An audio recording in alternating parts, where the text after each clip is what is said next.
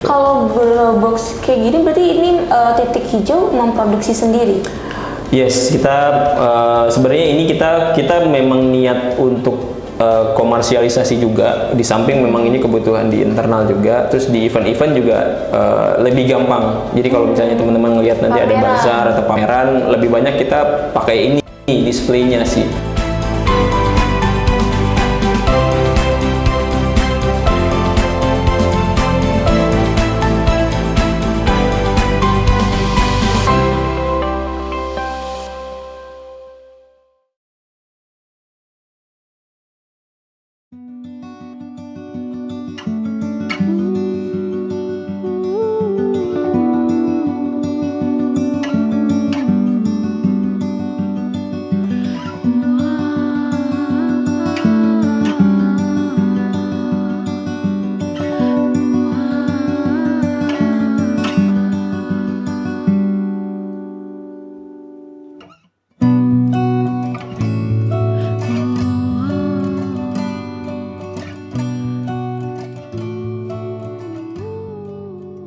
Hai sahabat Trubus, bersama lagi dengan aku Andari. Aku mau ngajak sahabat Trubus untuk jalan-jalan ke nursery milik dari Mas Riko Rusdiansyah.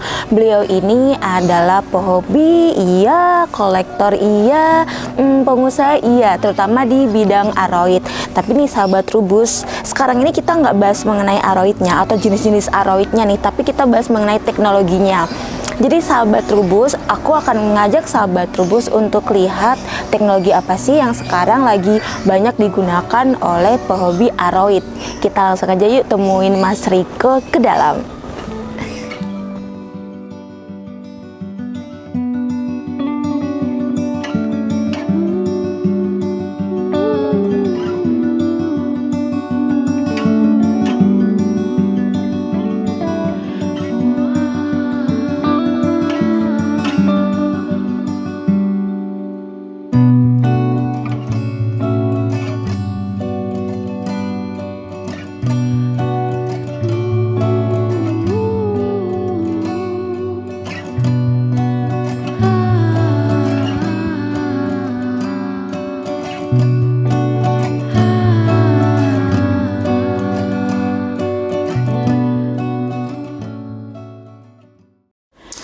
Nah sahabat Trubus, ini dia nih teknologi yang tadi aku ceritain. Jadi sekarang tuh para pehobi aroid sedang istilahnya apa ya, sedang senang pakai grow light gitu buat numbuhin tanamannya. Salah satunya adalah Mas Riko ini. Tapi aku belum tahu nih sahabat Trubus, sebenarnya tujuan pakai grow light itu apa sih? Kan kita hidup di iklim tropis ya, tapi kok orang-orang kayak semacam apa ya, kayak berlomba-lomba atau kata mungkin bahasa kerennya pakai grow light. Jadi buat apa sih sebenarnya grow light itu? Kita tanyakan langsung yuk ke Mas Riko.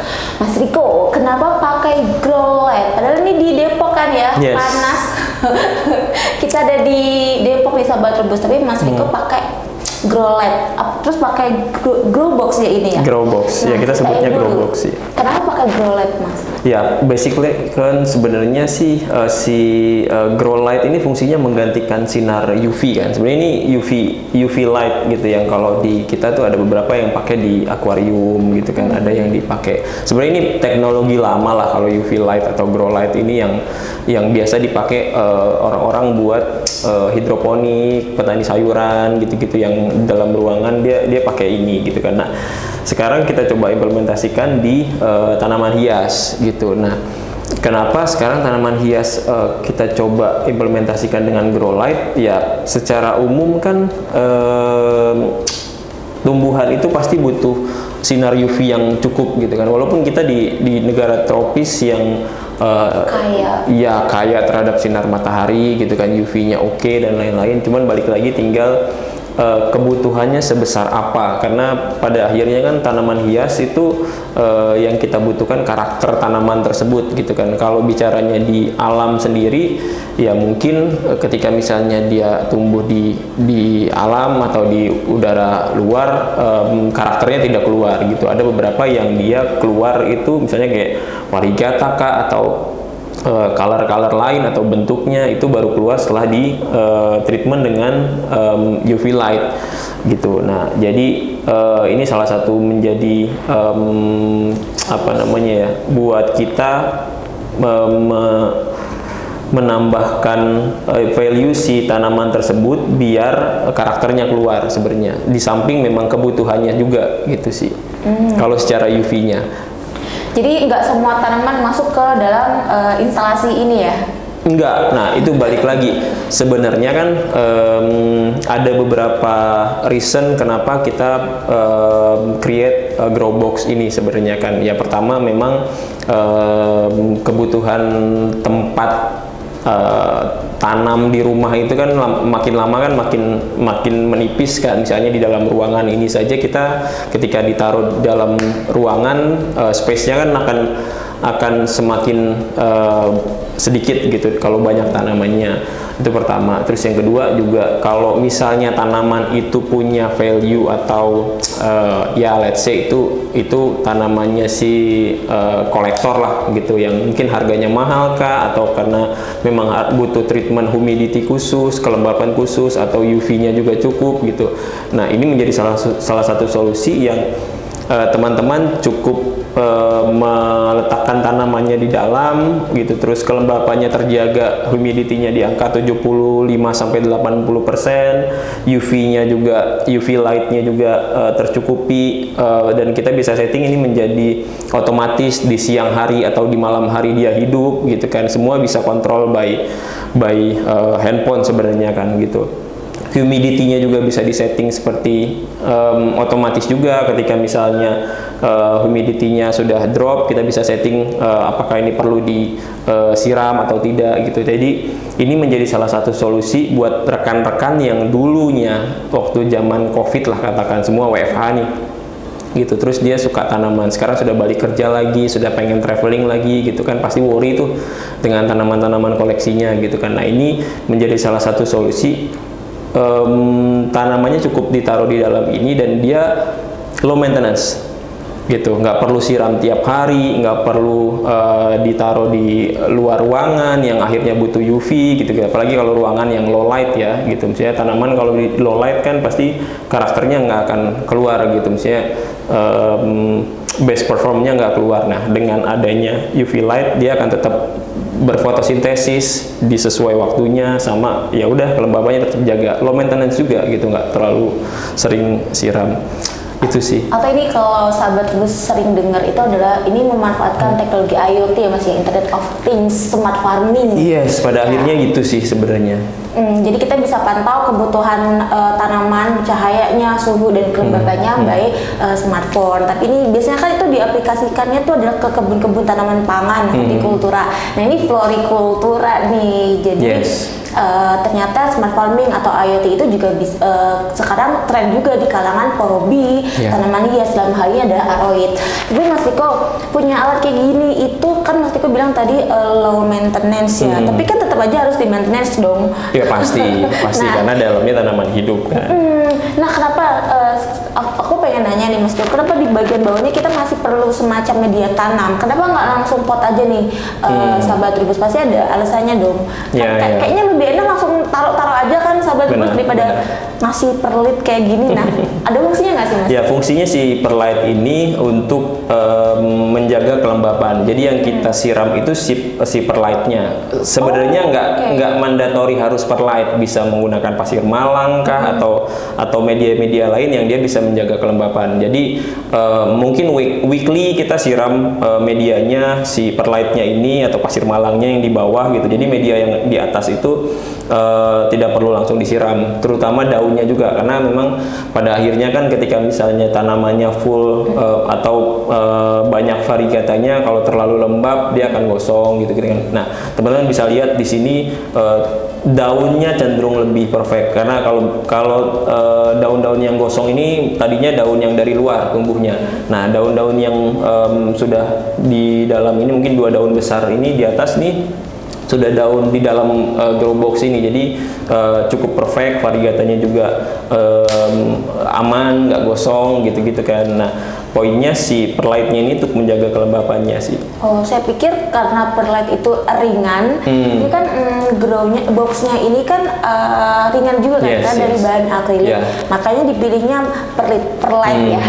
Ternyata bukan ya, bisa Itu alasan kedua juga kenapa itu kita alasan pakai perlite, karena buat travel oke gitu, buat dipindah-pindah lebih enteng ketimbang yang kita pakai pasir malang gitu kan. Karena kan ini ya apapun itu kan sebenarnya ini kan akrilik kan sebenarnya dan cuma dilem lah katakan gitu. Nah, ketika misalnya dia terlalu berat kan mungkin khawatir rusak atau apa sih. Oh, oke. Gitu. Tadi kan alasan pertamanya kan karena kita bisa mengatur agroklimat si tanamannya dengan memakai grow light dan grow box ini.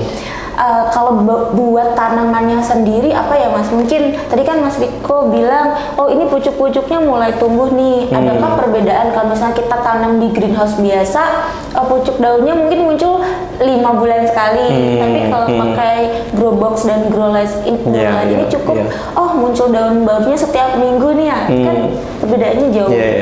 Ya, sebenarnya relatif, balik lagi ke karakter tanamannya. Tapi secara umum adalah ketika misalnya kita jaga conditioningnya sesuai dengan kebutuhannya, UV-nya, terus kelembabannya, otomatis dia akan lebih senang untuk tumbuh gitu kan, terutama akar juga gitu. Nah, itu yang menjadi alasan kenapa di dalam grow box ini speed tumbuhnya saya tidak bisa katakan jauh lebih cepat, tapi saya bisa bilang ini cukup cepat dibanding sama yang biasa gitu, karena kita settingnya sesuai dengan kebutuhannya, kayak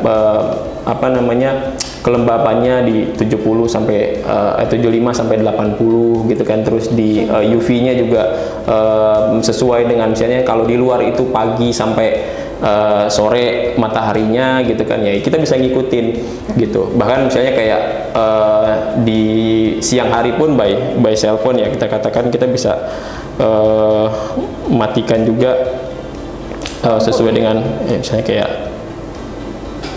tuh, just click your phone gitu sih. Kaget. Ya itu maksudnya jadi salah satu yang everything control by phone, anywhere, everywhere gitu ya. Nah, itu yang menjadi salah satu needs sih kalau saya lihat untuk kolektor tanaman terutama gitu, gimana mereka tetap pengen menjalani hobinya sebagai pecinta tanaman hias tapi nggak worry ketika dia traveling atau kantor gitu-gitu sih, dan semua proper di dalam gitu. Nah, tadi Mas Riko bilang cukup lebih cepat. Yes. Ada nominalnya nggak? Ada nilainya? Iya, kita belum pernah sampai detail buat research growingnya seberapa cepat. Tapi kalau bicaranya, karena ini sebenarnya nggak cuman untuk growing box saja, tapi kita bisa gunakan ini untuk media tempat propagasi. Jadi maksudnya dalam arti ketika kita mempropagasi satu, katakan philodendron lah gitu, yang cuman cukup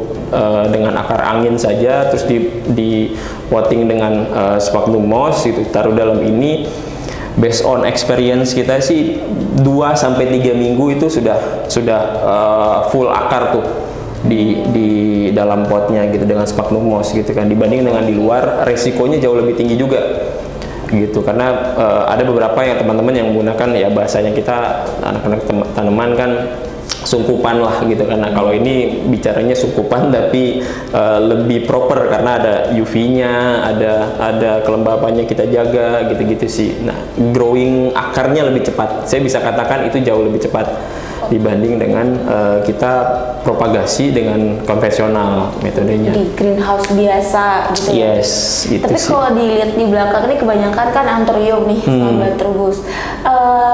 Tadi untuk propagasi itu bisa semua jenis tanaman ya, berarti yang kecil-kecil kalau propagasi kita bisa taruh di dalam grow box. Tapi kalau untuk tanaman dewasa, kenapa Mas Riko lebih milih anthurium dimasukkan ke dalam? Ini sih memang lagi urgent aja sebenarnya, karena memang pada saat ini kita lagi fokusin ke perbanyak anthurium. Nah, Sawangan tuh kondisinya nggak terlalu proper kalau di outdoor untuk anthurium karena cukup panas gitu kan, beda sama Bogor karena dia harus tumbuh di daerah yang cukup teduh dan kelembapannya oke di angka 80-an gitu. Itu harus ideal tuh nah di sisi lain karena memang kita melihat ini menjadi salah satu tren yang mungkin harus tetap dijalanin untuk next eventnya atau next trendnya, ya sudah sementara kita keeping di sini. Dan ya bisa terlihat sih ini kita growing dari Desember ya, yang besar-besar ini dari Desember gitu.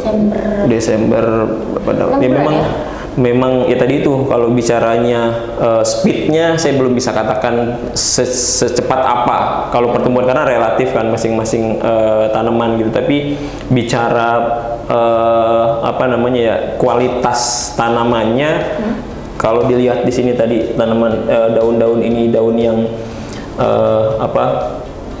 dari luar awal yang pertama kali kita beli gitu kan. Nah sekarang yang di dalam ini sudah daun-daun yang pertumbuhannya di dalam gitu, jadi bisa dilihat perbedaannya, ada gosong kah gitu-gitu.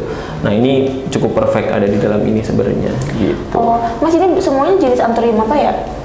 Ini Papilliaminum sih secara umum.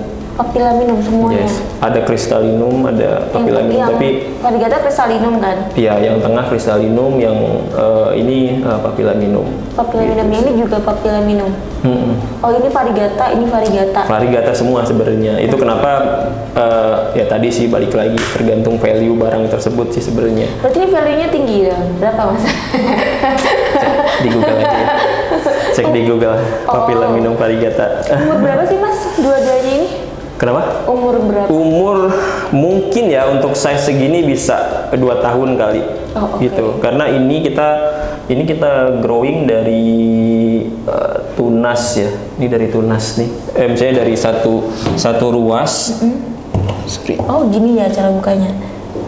Ini dari satu ruas terus kita cacah dari bawahan ini di Desember terus berapa bulan tuh? Desember ke sekarang udah 6 bulan baru segini tuh. Oh oke. Yes, makanya relatif balik lagi kalau ditanya speednya sejauh apa perbedaannya, balik lagi ke jenis tanaman, karakter tanamannya balik lagi sih sebenarnya. Makanya sisi lain kita juga create satu greenhouse khusus buat anthurium yang itu teknologinya ya mirip-mirip dengan ini tapi lebih advance lagi sebenarnya sih. Tapi kalau yang ini kan 6 bulan dimasukin ke sini berarti satu daunnya dari ya 3 bulan ya? Bisa dibayangkan. Nah kalau di luar berarti lebih lama lagi? Iya, dan potensi gosong kah, terus rusak kah, atau kita nggak tahu gitu kan. Ya bisa jadi karena kan kalau dibanding dengan area aslinya misalnya tempat dingin Bogor kah gitu-gitu kan memang jauh berbeda sih sebenarnya gitu. Kalau sampai hasil perbanyakannya itu rusak berarti hilang ya itunya. Yes, hilang duitnya. Itu. Makanya biar duitnya aman ditaruh di sini.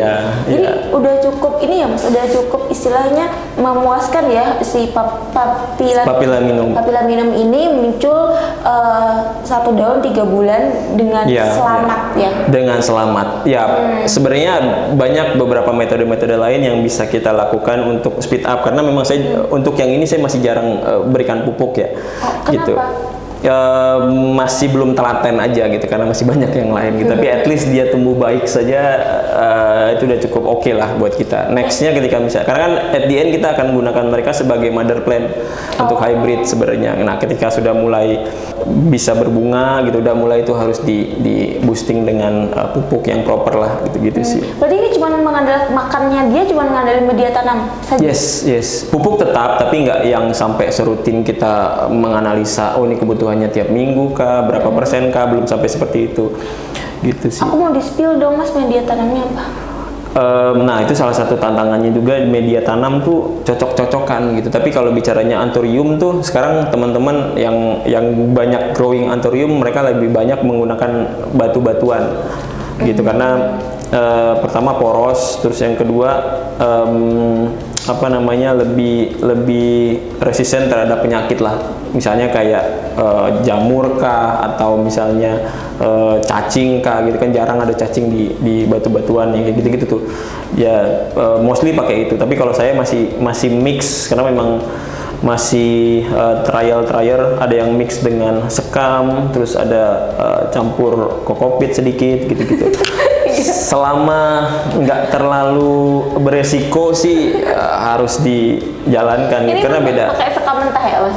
Sekam mentah kita fermentasi dulu sih, tapi mix dengan batu juga tetap gitu sih. Karena kalau sekam tadi itu balik lagi karena anthurium kan cukup ringkih dengan media ya. Salah media sih Mati. begitu deh. Oh. Gitu. Komposisinya dia mas apa? Nggak bisa kita infokan karena memang itu patternnya beda-beda kan. Kayak ini kan full batu nih. Di full batu ini ada mossnya, ini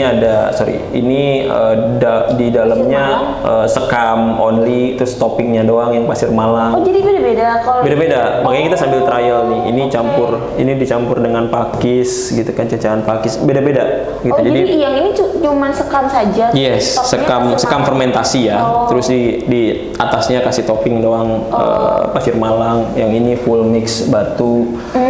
Ini full mix batu, ini campur dengan pakis, ini campur sekam, terus kokopit segala. Jadi kalau sahabat Rubus mau pakai ini segala macam media tanam bisa? Enggak, aku belum rekomen jangan follow dulu ya.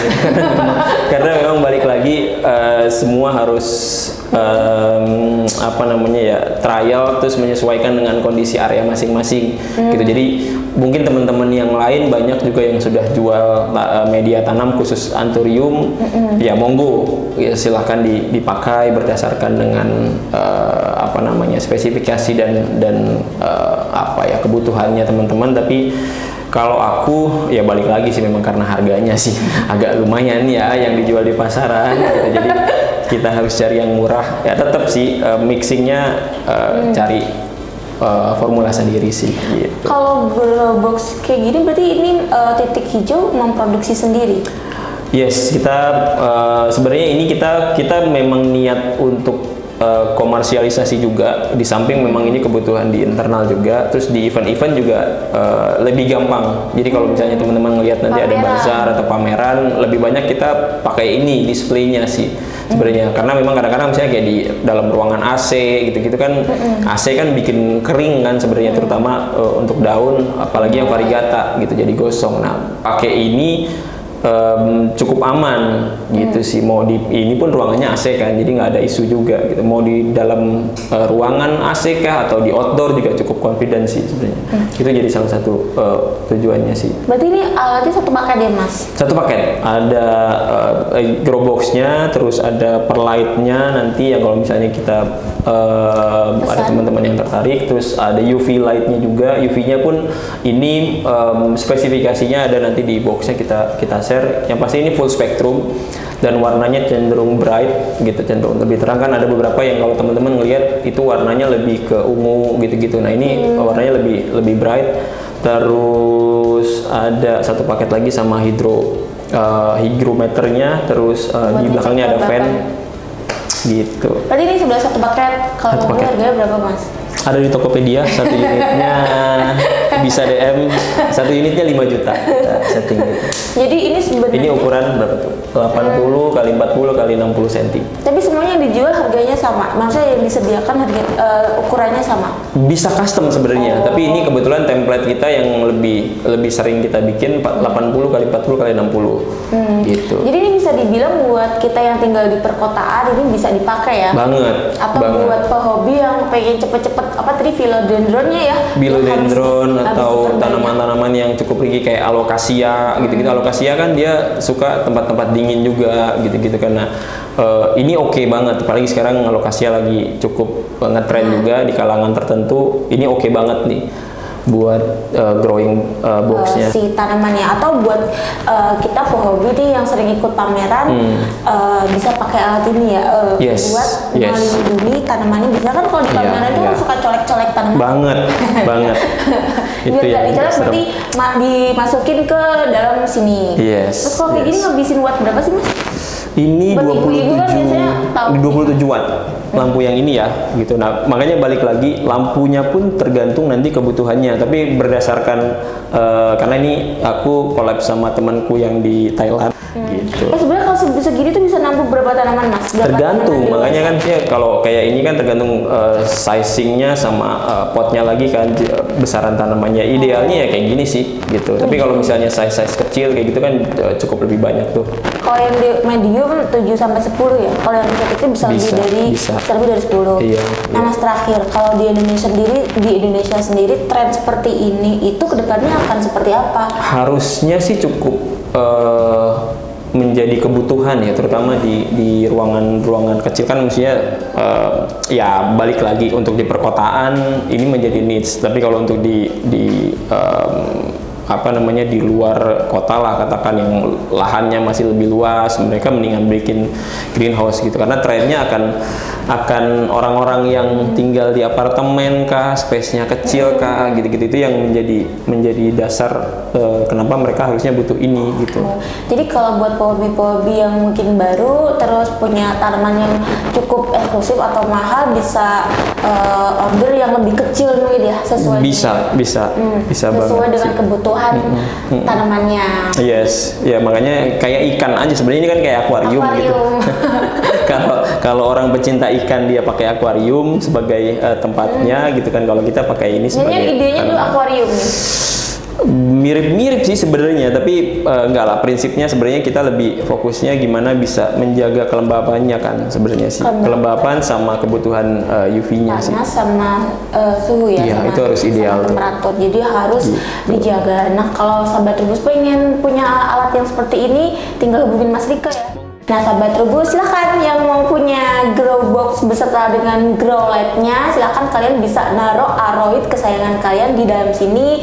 Jadi kalian bisa, kalau misalnya kalian suka traveling, suka pergi ke luar negeri, tinggal tek-tek aja ya, pakai handphone, nanti bisa kalian atur waktunya ya, durasinya. Jadi tanaman kalian tetap sehat walaupun kalian ada entah di mana. Terima kasih banyak Mas Rika. Sama-sama. Terima kasih banyak.